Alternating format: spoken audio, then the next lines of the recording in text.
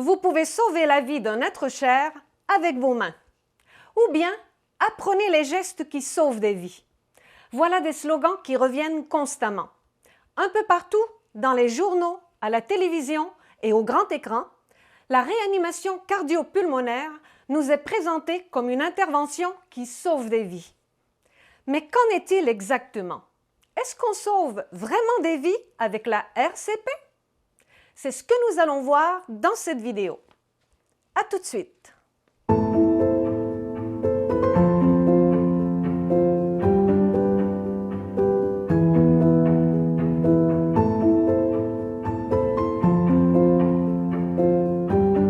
Bonjour, je m'appelle Anne Baudouin et je suis pédiatre retraitée. Je vous souhaite la bienvenue sur cette chaîne YouTube consacrée à la réanimation cardio-pulmonaire. Ici, nous allons au-delà de la technique et nous abordons les aspects peu connus, mais importants à connaître de la réanimation.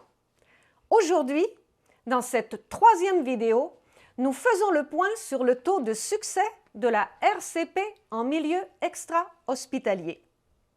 Comme vous le savez, la RCP est un ensemble de manœuvres destinées à restaurer la respiration et la circulation sanguine vers les organes vitaux chez une personne dont le cœur a cessé de battre, c'est-à-dire une personne qui vient de mourir.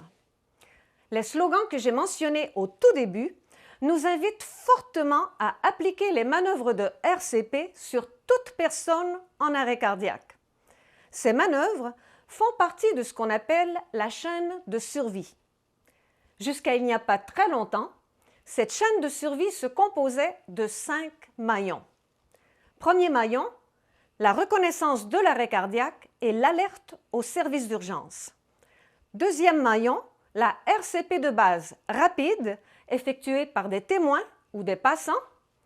Troisième maillon, la défibrillation rapide administrée par des témoins.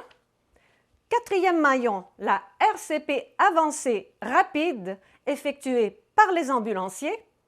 Et cinquième maillon, les soins post-réanimation standardisés. En 2020, un sixième maillon a été ajouté à la chaîne, celui du rétablissement.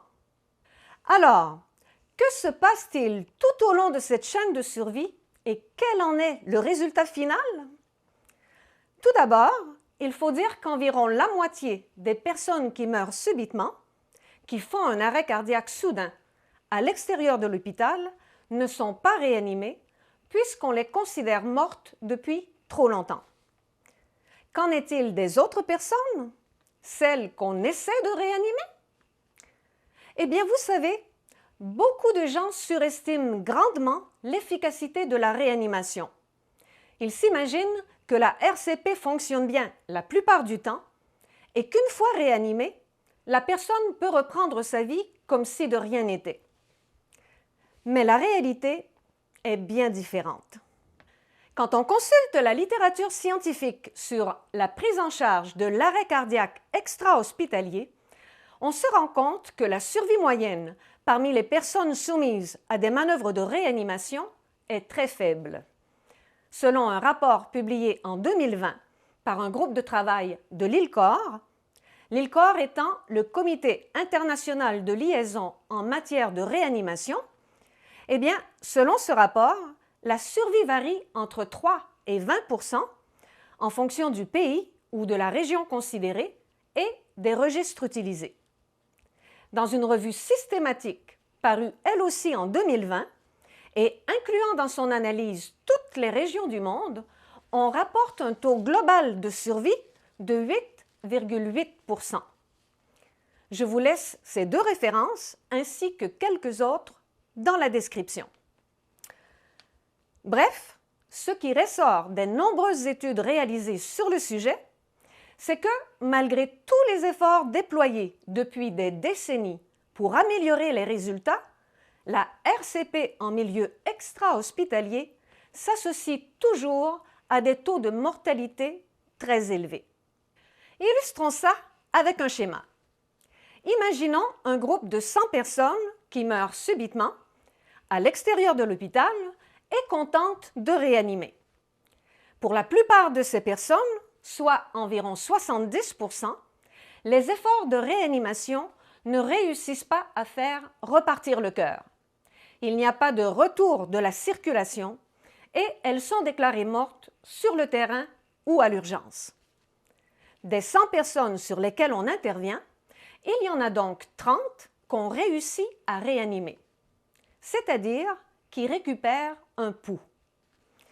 La grande majorité d'entre elles sont admises dans un état comateux à l'unité des soins intensifs où elles sont soumises à diverses mesures de maintien des fonctions vitales.